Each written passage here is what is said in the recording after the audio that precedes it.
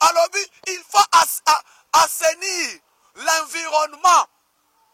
Assainir l'environnement, de lutter contre la corruption. Dans mon chef de l'État actuel, Gilles Alingé témoin à ma tête. D'assainir l'environnement, de lutter contre la corruption, parce que les Américains,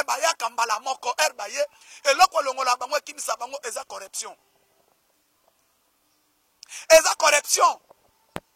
Et puis, ça, ce qu'il faut dire, il faut alors assainir notre environnement, d'assainir, de lutter contre la corruption. Corruption est ici là. Yami Balé, il a parlé sur l'accord. Vous avez entendu parler de l'accord. Oh, Nzambe Nangai.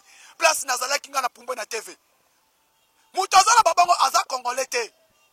C'est qui? C'est l'envoyé spécial, conseiller principal de Donald Trump. O Aza Bokilo na ye, abala mwana ya Donald Trump. Aye, kombone bolos.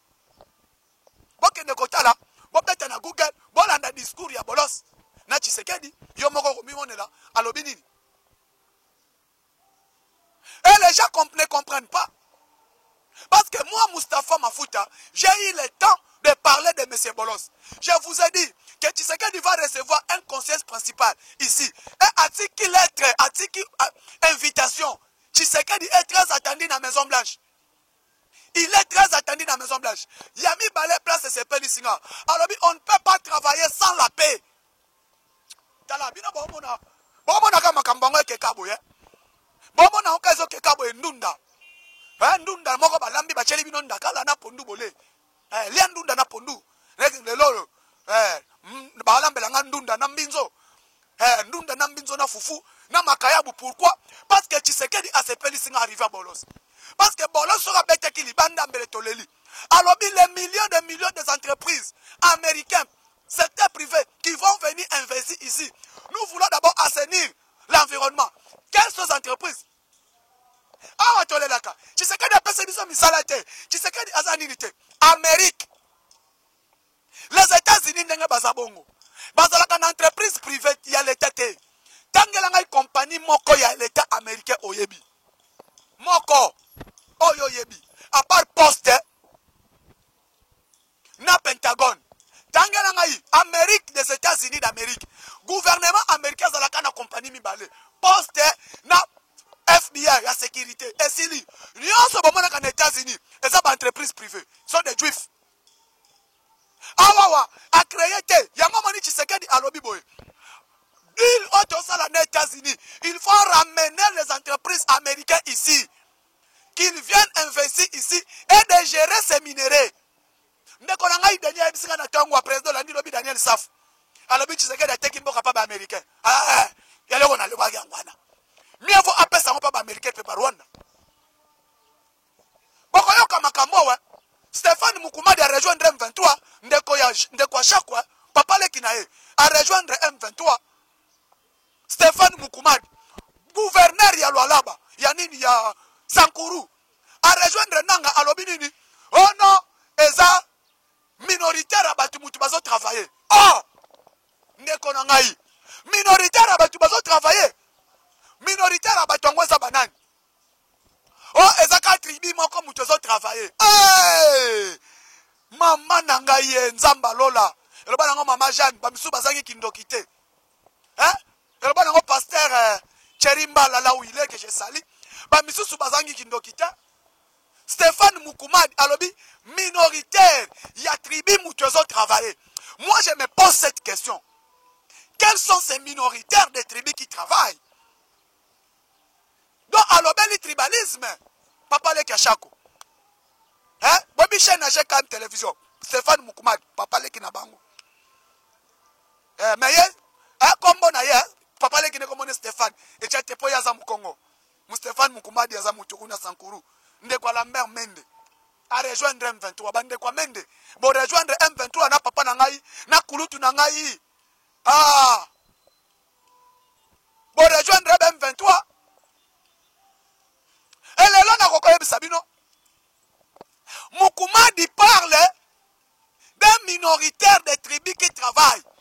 Il n'y a que les minoritaires qui travaillent donc pour Stéphane Mukumadi. Tu vas travailler dans le pouvoir de Tshisekedi sont des balouba. Gloria yo, chômeur.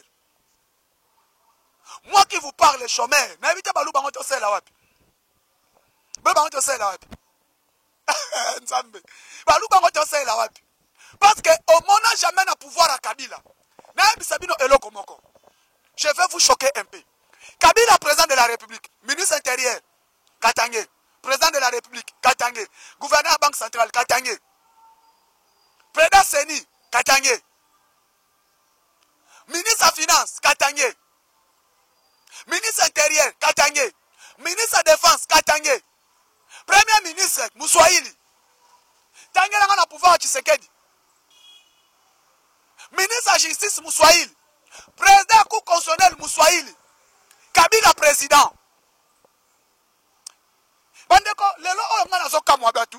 Qu'il me parle qu'un minoritaire qui travaille. Les minoritaires là, Tshisekedi est au pouvoir, les Balouba souffrent ici à Kinshasa. Les Balouba souffrent au Kasaï. 5 à 6 mois, c'est $60 au Kasaï. Pour vous dire. Et là, Tshisekedi, pouvoir Tshisekedi, il y a que les Balouba qui se retrouvent. Il y a que les Balouba qui se retrouvent. Pouvoir Tshisekedi, Oyo, Batubazo Kangama, Balouba, Batubazo souffrir, Balouba. Pour vous dire que non, Tshisekedi n'est pas un président d'un tribu qu'on appelle les Balouba. Tshisekedi n'est pas président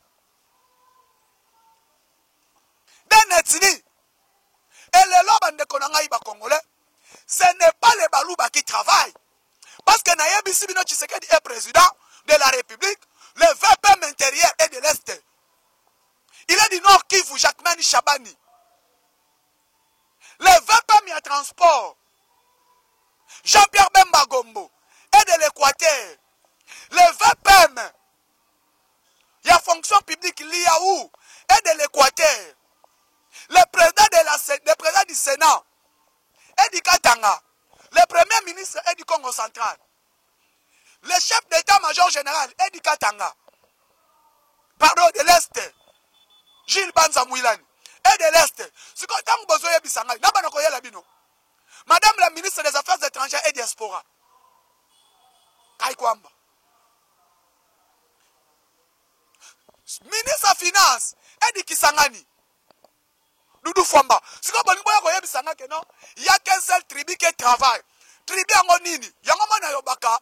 Lelo soka moni mutu. Aela bino makambu ya ekolo. Makambu ya bikolo. Bolanda mutu wanate. Bolanda yete. Parce que yo oye bisabiso que non. Lelo, il n'y a qu'un seul tribu qui travaille. Raison na yo rejoindre M23. Stéphane Mukumadi Yangwana. Raison oya yo rejoindre M23. Monsieur Mukumadi Yangwana. Tant que vous allez gouverneur Yassankuru, tu n'as pas parlé d'un seul tribu qui travaille.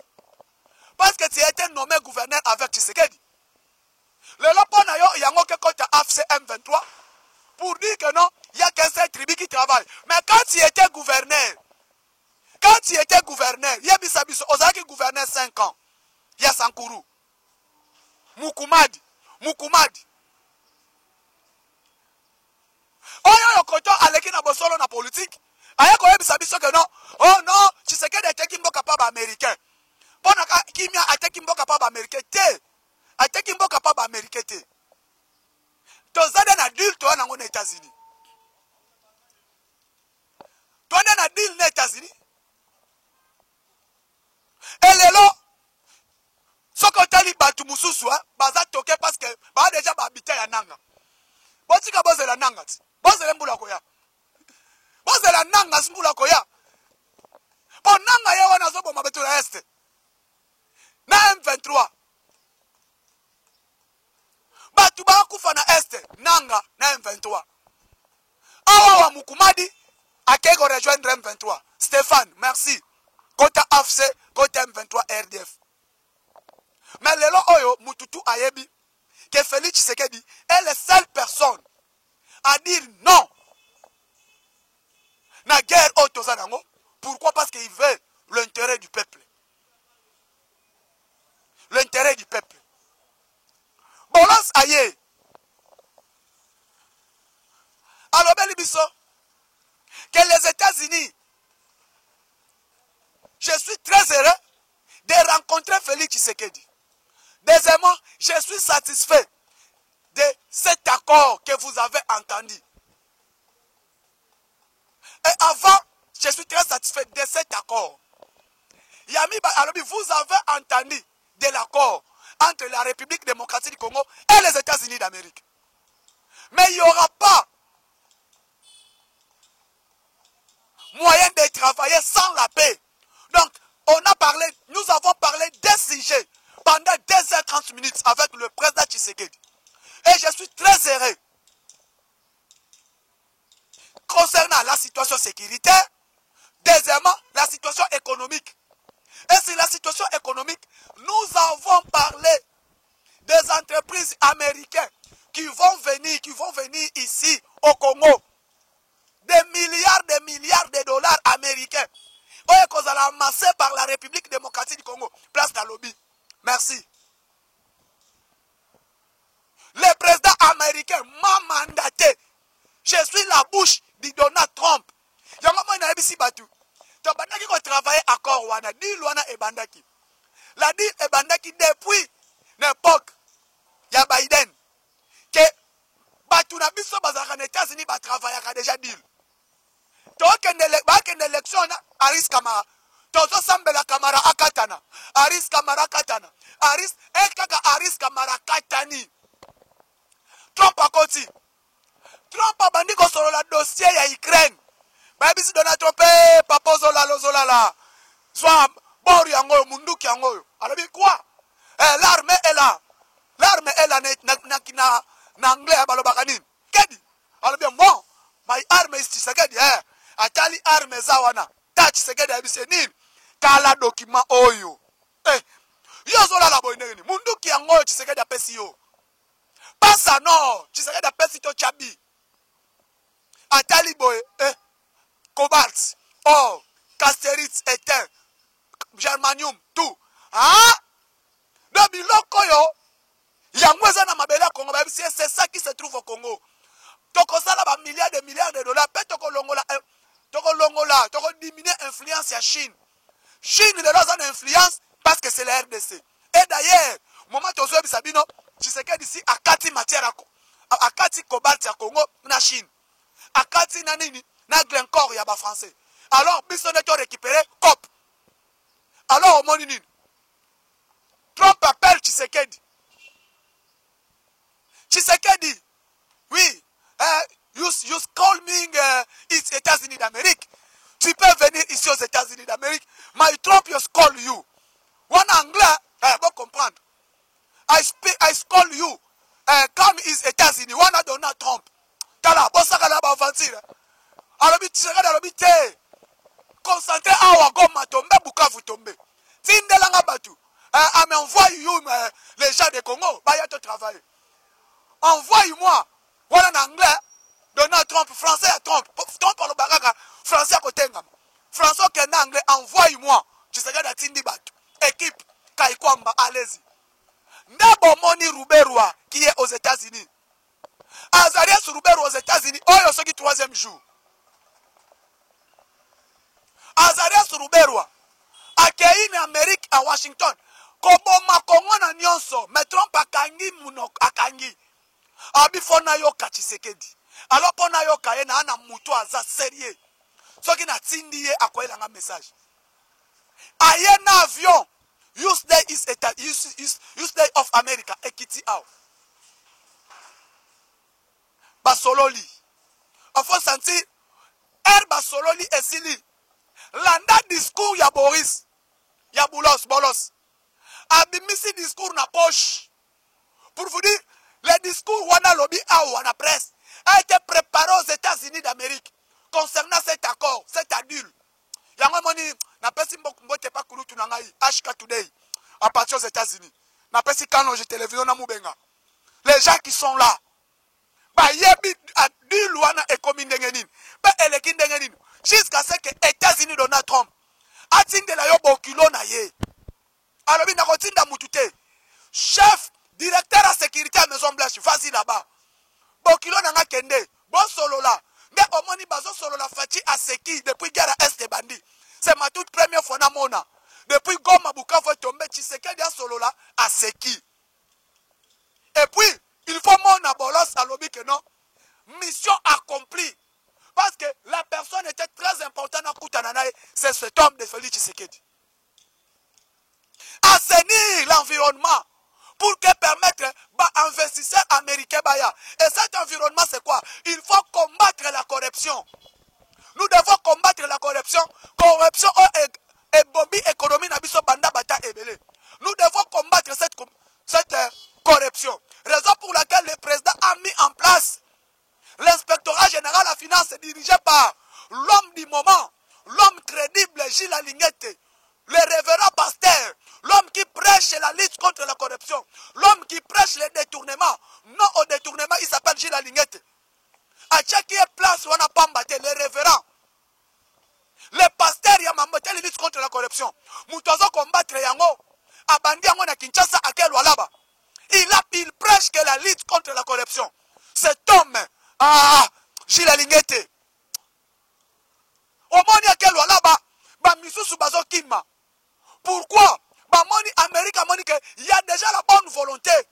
Tout le monde a déjà Moussala à IGF. Parce que nous avons eu les rapports de l'FMI et la Banque mondiale. Tout le monde a dépassement budgétaire. Et aussi là, tout le monde a détournement. Et tout le monde a dénonciation. Grâce à quoi? Grâce à cet homme de l'inspecteur général, chef de service Gilles Alinguete, avec les patrouilles financières, lutte contre la corruption. Tout le monde était Moussala et Zokende Malamumingi. Moi, on doit le soutenir. Le ministre de la Finance. Le ministre de la Finance qu'on appelle le Doudou Fouamba, le Pakebo. Il est allé expliquer. Niveau depuis Azam ministre, directeur général. DGA, DGRAT, a commis DG à Mati, ministre de la Finance. Et depuis qu'il est à la tête du ministère de la Finance, Moussala Doudou Fouamba Sali a expliqué comment devoir étudier à Ipen. Matinée communicationnelle avec les étudiants de l'IPEN. Makambo Doudou Fouamba Sali depuis Aza à la tête du ministère de la Finance, la stabilité monnaie, la stabilité cadre macroéconomique, lutte contre la corruption, Azo Bundisango, réserve de change et mati, Akuta Kiango combien de milliards, il ramène ça à 8 milliards, contrat avec l'FMI et la Banque mondiale, financement ya cimenterie ya Katanda, financement ya route Kananga Mbujimai, atie yango ba moyen, financement ya ba projet nyon surtout ya ville à Kinshasa et à province. Grâce na yango, c'est Doudou Fouamba qui travaille là-bas que moi j'appelle aujourd'hui le Pakebo, l'homme du moment. Donc moi nazo bisabatu ete, ta soutenir moi na mobile oil. Ta soutenir yé Doudou Fouamba, le Pakebo, mutu oyo azo travailler na volonté mokonzi mboka. Après qu'on financer ka bwana te, azo landela makambo ya mbongo na biso. Discipline na ba régie financière. Et atie orientation. Et lelo a mobiliser ba moyens. Fouamba a mobiliser ba moyens, ba matisi salaire à ba militaire. Aboyi kozwa ba émolument na ye na moi. Ba tindeli yango ba soldat. Doudou Fouamba. Doudou Fouamba balingaka mboka boyete. Doudou Fouamba. Tu y a la pointe, le gouverneur de la ville de Kinshasa, Daniel Bumba, le meilleur gouverneur de l'histoire du Congo. Doudou Fouamba, Daniel Bumba, place dans la émission awa. Ezalaki batubako fanda ta, ezalaki dépôt awa, ezalaki salité. Doudou Fouamba abongisi yango, azosala nzela bokasa, azosala banzela de l'école, azosala kasai, azobongisa baroute, tokei na kimwenza tomoni azobongisa na makala, ba chantier partout. On appelle ça Doudou Fouamba le gouverneur par excellence. Le long nazo bisa ba congolais, bon qui était la neng azo kile ba ka niveau ya bokasa, po abongisa nzela bokasa. Kala minte azo bananzela kasai. Nzela kabamba. Oye kufa kala Doudou Fouamba pe abandi misala na kabamba. Bande konanga nyonso tokoloba te, batikela ki nyongo ebele na tête ya ville. Plus moins 80 millions de dollars, batikela ki ya ba dette. Mwana mobali o akosala misala ndenge nini? Soutenir moi mobile oyo notre gouverneur tala depuis à Koti Kuluna est diminué. Pourquoi a-t-il ba orientation na ba konza sécurité à ville province à Kinshasa? Bomoni était to comprenant qu'il on doit soutenir cet homme de Doudou Fouamba qui fait un bon travail aussi dans la ville de Kinshasa. Kuluna akufa. Merci beaucoup na beno surtout bolanda kingai bo s'abonner bo partager bo liker émission. Ciao, à la prochaine.